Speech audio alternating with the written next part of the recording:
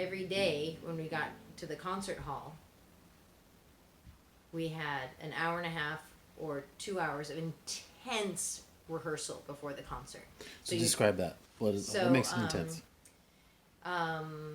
Often someone would be designated as a president of those rehearsals. So we already had played them through, 20 times. And someone would say, okay, I'd like to be a president tomorrow for the rehearsal because I have a lot of ideas. And they would have listened to the recording of the concert. They'd have their marked score, and they'd have detailed ideas of what we were going to do. So they would send us a full list on our WhatsApp, what to mark in preparation for the rehearsal, and we should be doing on the airplane or whatever.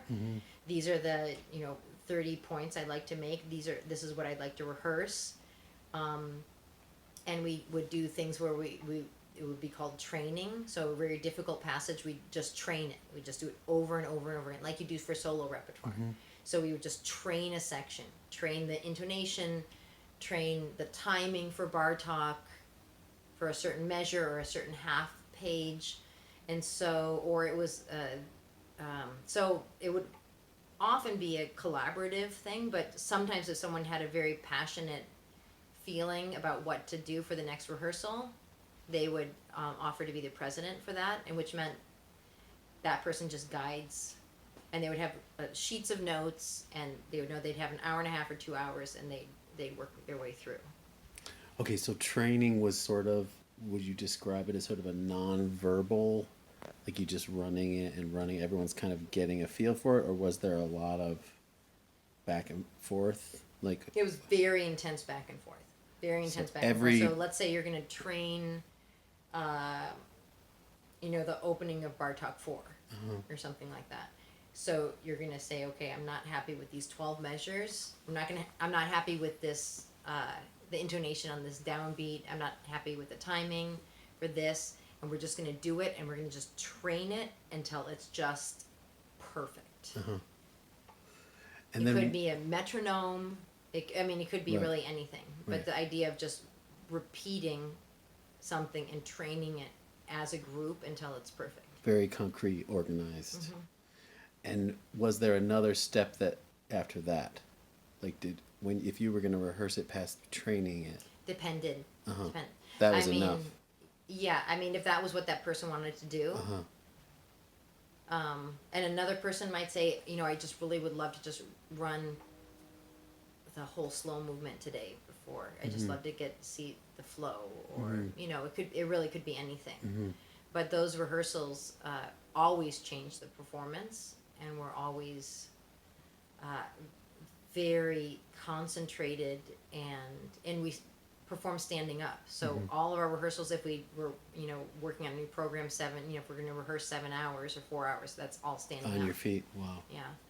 And so it's intense. So you're heading into that concert already having been on, woken up really early in the morning, if you're lucky, seen your family before you left. Usually not, because you left so early.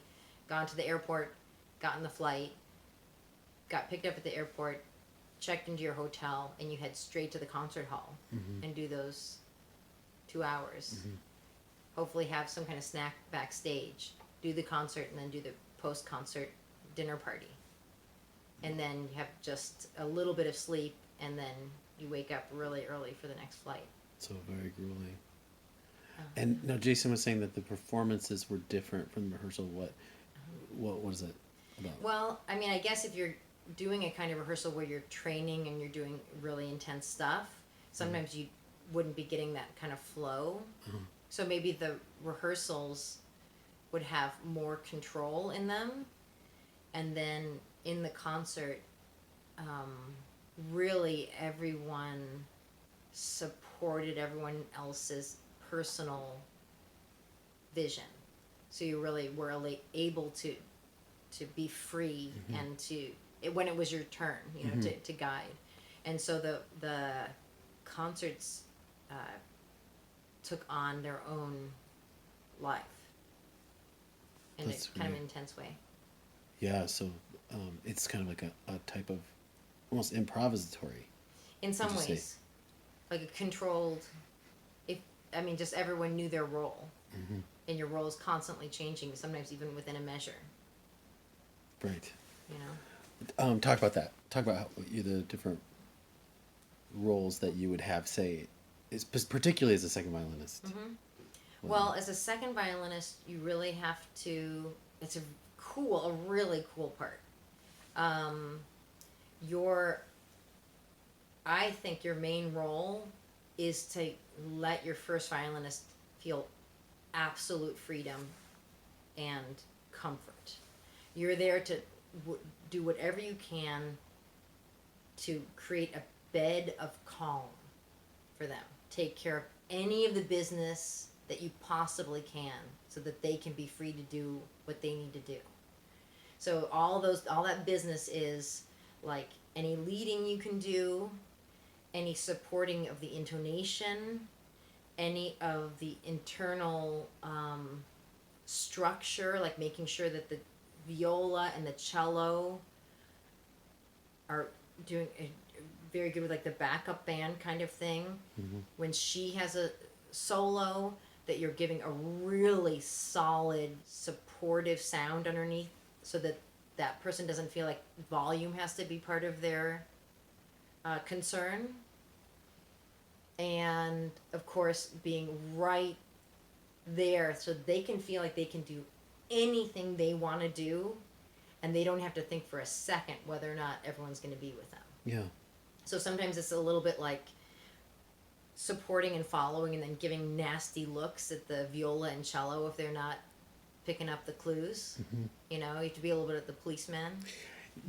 I find that violists and cellists don't often realize the magnitude of what a first violinist has to play. Yeah, I think Do that's you find true. that? I think that's true. And would you agree that the first violin part is, I mean, maybe not always harder than the cello part, but significantly. Totally. It's the hardest job. Yeah. It's the hardest job. And no wonder a lot of violinists, first violinists, have, you know, breakdowns and stuff like that. Whether it's like physical, because it's so much pressure, or psychological, same reason. There's a lot of pressure on them, not only to be perfect and be controlling everything, but also to create magic. And that's a lot of pressure to do night after night when you're exhausted. Especially if you don't have the band behind you. Yeah, you need that. You need that. Yeah.